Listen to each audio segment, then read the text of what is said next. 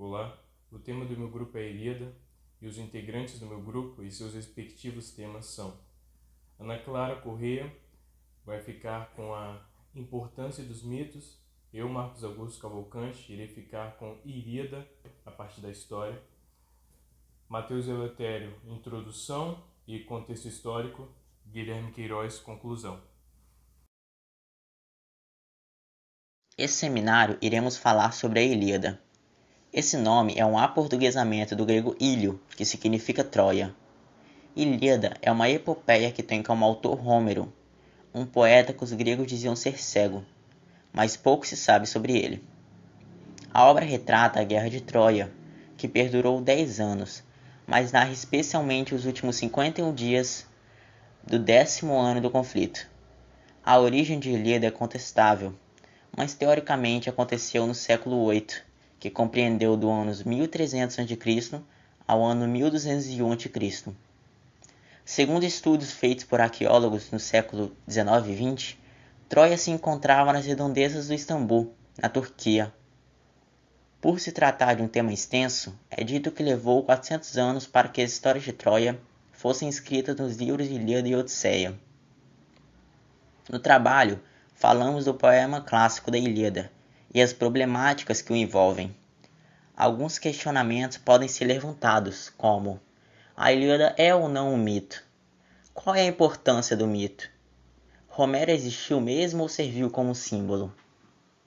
Para responder a essas questões, nos baseamos nos conhecimentos obtidos através de artigos, documentários, livros, entrevistas com especialistas e videoaulas.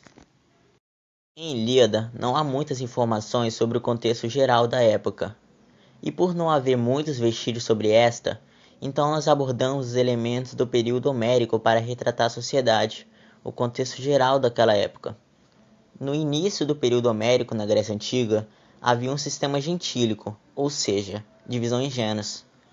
Mas com as diversas transformações sociopolíticas que ocorreram, passaram a se formar poleis, isto é, cidades-estados.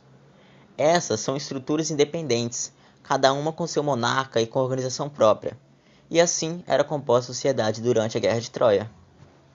Os povos gregos ou helenos no período da Guerra de Troia não tinham uma relação entre eles cotidiana, devido ao relevo predominantemente montanhoso que os separavam, assim impedindo as rotas para ir de uma cidade-estado a outra. Mas todas as cidades-estados tinham vários elementos em comum, tais como a sua escrita, religião, idioma, etc.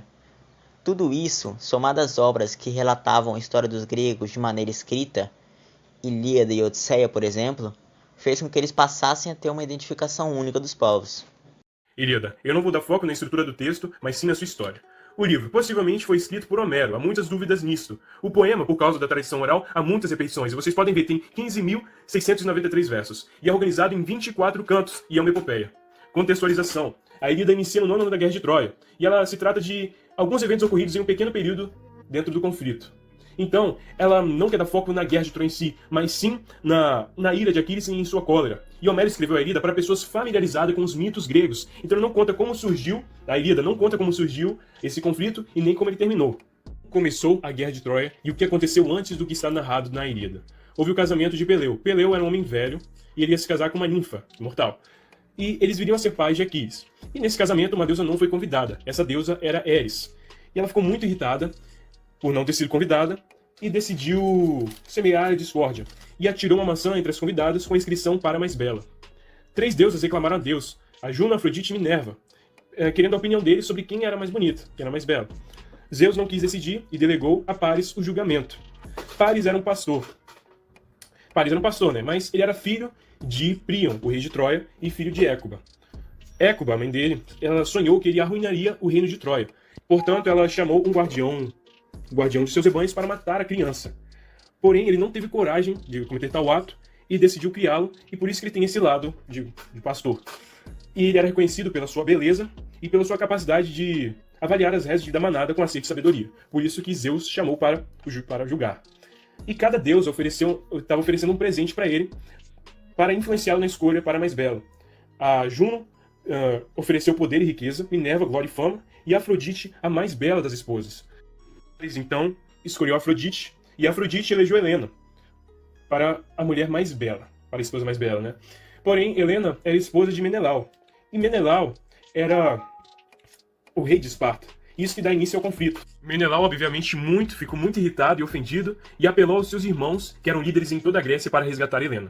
Agamenon era o principal rei grego, porque ele tinha a maior tropa, e foi incumbido de liderar o exército invasor. E aqui a gente tem os principais guerreiros aqui, o gigante Ajax. O principal ali é Ulisses, porque ele vai ser o protagonista da Odisseia. Então temos Troia. Troia era um adversário duro no combate por causa dos seus muros e era governado por Príamo, reconhecido pelo seu governo e por causa de suas alianças com grupos vizinhos. Heitor era filho de Príamo, era líder no combate e era um guerreiro. E era muito bom. E vou dar ênfase aqui que ele era um ótimo pai e um ótimo marido para sua esposa. Antes de contar a história narrada no poema da Ilíada, tenho que dizer que os gregos partiram para a guerra e ela durou por 9 anos com vantagem dos gregos, mas sem que eles pudessem tomar ou abater os muros de Troia. No 9º ano que começa a Ilíada. A primeira parte que vai do canto 1 ao canto 8. Então tem a briga de Agamenon e Aquiles. Eles brigam porque Agamenon ele tinha sequestrado uma mulher. Essa mulher era Criseida e ela era filha de um homem muito importante lá em Troia. E isso estava dando muitos problemas no exército grego. Então Aquiles foi lá reclamar com Agamenon para ele devolver a Criseida, que era a mulher que ele tinha sequestrado. Mas só que Agamenon ele não aceita, fica irritado e ainda pega um dos prêmios de guerra de Aquiles, uma mulher chamada Briseida, que Aquiles estava apaixonado. Por causa disso, ele fica furioso e sai do combate. Isso dá início à sua cólera, à sua ira.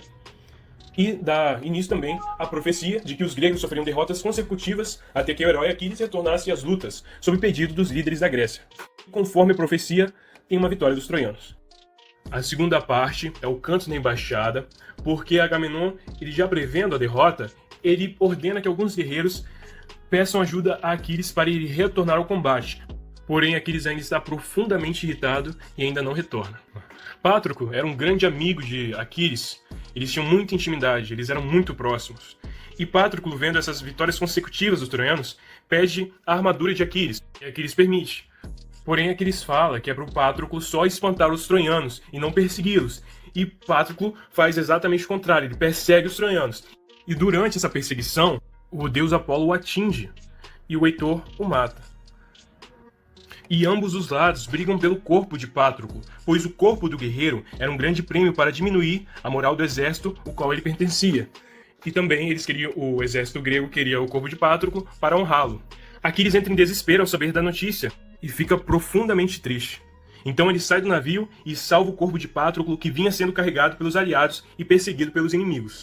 Nesse momento, depois de ter salvo o corpo de Patroclo, a sua mãe Testes, vendo que ele estava sem a armadura, pois estava com Heitor, ela pede ao deus Hermes para que ele faça uma armadura nova. E ele faz uma armadura sem par, com um escudo todo forjado, cheio de histórias e mitos. Na terceira parte, Tétis entrega as novas armas a Aquiles, e Heitor se despede dos familiares sabendo que ele não vai voltar. E nessa parte ele se revela ser um ótimo pai e um ótimo marido. Também tem os jogos funerais em honra de Patroclo. Os gregos eles tinham uma maneira diferente de realizar os funerais. Aquiles promove várias competições entre os aqueus, como lutas, arremesso de lanças e arco e flecha no funeral. Na terceira parte também, Agamenon ele disse que perdeu a noção com Aquiles quando o ofendeu. E nisso há uma reconciliação entre os dois. E dá o início à anulação da cólera de Aquiles. Cólera de Aquiles, a raiva, esse ódio que ele tinha, já foi uma parte anulada por causa dessa reconciliação. Já nesse período do conflito, Aquiles, que já era um ótimo guerreiro, e para ele matar era tão natural quanto respirar, ele faz a maior matança, ele vira uma máquina de matar nesse período, e os troianos até fogem e voltam correndo para a cidade. O Heitor também tenta fugir, mas só que ele não consegue, Aquiles o mata, e além de o matar, ele ainda viola o seu corpo. E para os antigos, o maior respeito que uma pessoa pode ter é violar o corpo de outra quando morta. Então temos aqui a foto de Aquiles, uma pintura de Aquiles arrastando o corpo de Heitor perto da cidade para mostrar a superioridade dos aqueus. Aqueus, né, gregos. O corpo de Heitor era protegido pelos deuses, a fim de que ele não se decomposse ou ficasse machucado. Os deuses dialogaram entre si, e Zeus pede a Testes, mãe de Aquiles, que interceda junto a ele para que ele devolva o corpo de Heitor. Aquiles, ele aceita porque o Patroclo já está morto e não tem nada que possa mudar isso. Então Príamo vai até o acampamento grego para ter uma conversa com Aquiles e solicita a devolução. E essa é uma cena cheia de calor humano e mostra o melhor lado de ambos. E a ira de Aquiles termina de ser anulada pela reconciliação e compaixão. E isso resulta em 12 dias de trégua em honra para Heitor, e Príamo volta com o corpo e as mulheres choram sobre ele. A Ilíada, que começou com a cólera, a ira, a raiva e o ódio de Aquiles, termina de forma serena, pacata e sublime. Então até aqui já ficou óbvio, viu, que Ilíada não é um texto essencialmente sobre a guerra de Troia, mas sim a exploração moral da cólera desmesurada de Aquiles e a ira de Aquiles, que é a mola propulsora de toda a trama. A Ilíada é um texto essencialmente antropológico, que pode narrar a história de cada um de nós. Nossa alma é Troia, invadida pelos ataques e pela violência, cuja luta consiste em manter seus muros intactos. E quantas vezes somos Aquiles irado, porque alguém não nos elogiou ou premiou como desejávamos? Ou quantas vezes somos Patroclo, vestido de Aquiles, querendo consertar o mundo com as armas que não temos e cego aos perigos que enfrentamos? Como postula Humberto Eco, toda obra é aberta, porque fala ao leitor e pode sofrer dele as intervenções que bem possa querer fazer. O leitor se vê na obra e ela nada mais é do que seu retrato. Ali estão seus medos e sussurros, alegrias e alegorias, suas medidas sufocadas na garganta e suas desmedidas gritadas aos quatro ventos, que imita e purifica a alma. Possui três funções principais. A primeira é explicar. O presente é explicado por alguma ação que aconteceu no passado, cujos efeitos não foram apagados pelo tempo.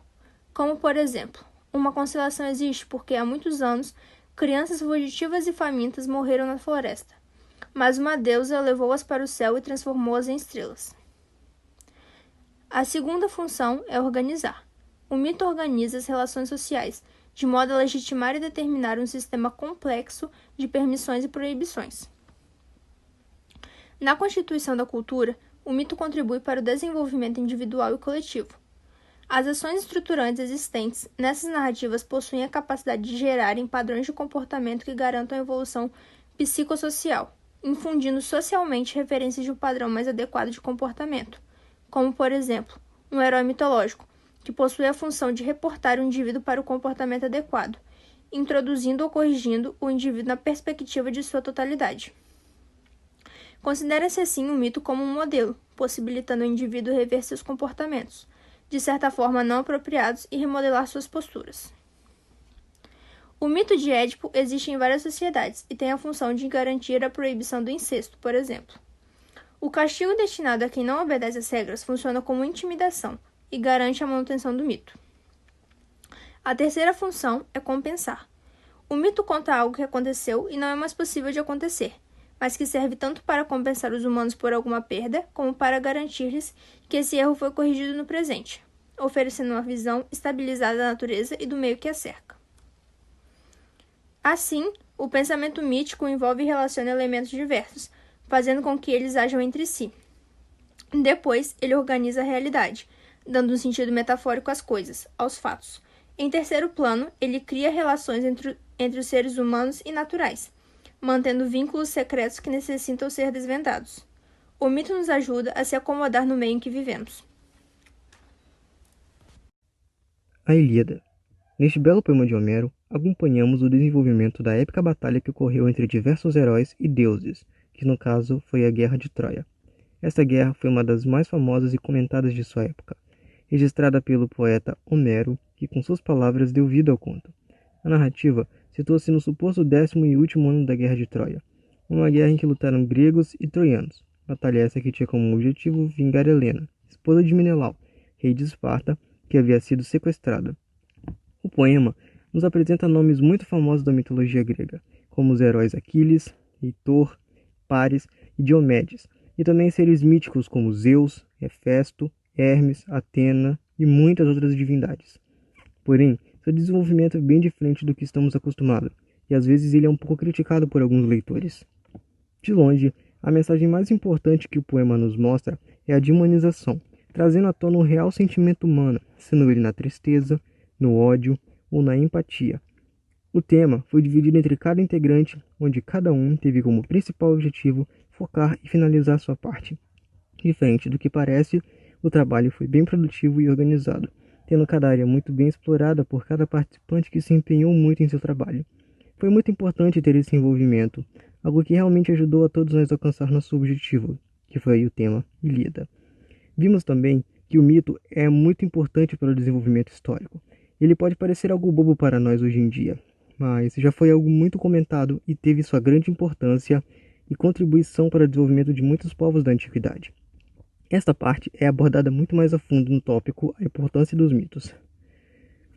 Sabemos que Homero foi um grande poeta épico de sua época, mas que também expressou muito de seus sentimentos em suas obras, ressaltando o poder grego. Portanto, não sabemos qual parte da história é real ou inventada por ele, algo que é muito discutido nos tempos atuais. E é possível ver mais sobre ele no tópico Homero. Por fim, vimos batalhas, mortes e muitos atos heróicos que foram desenvolvidos e apresentados ao leitor de forma diferente do habitual. A Ilíada não é perfeita e nem fácil de acompanhar, mas que vale o esforço para que enfim você possa desfrutar de tudo que ela tem a oferecer. Não ser perfeita não tira o fato dela ser considerada uma das obras mais importantes e apreciadas do mundo. Saiba que nela pode-se encontrar muitos sentimentos humanos que com certeza farão você se familiarizar mais ainda com a narrativa. Foi uma honra para nós explorar essa tão grandiosa obra. Ilíada, Guerra de Troia.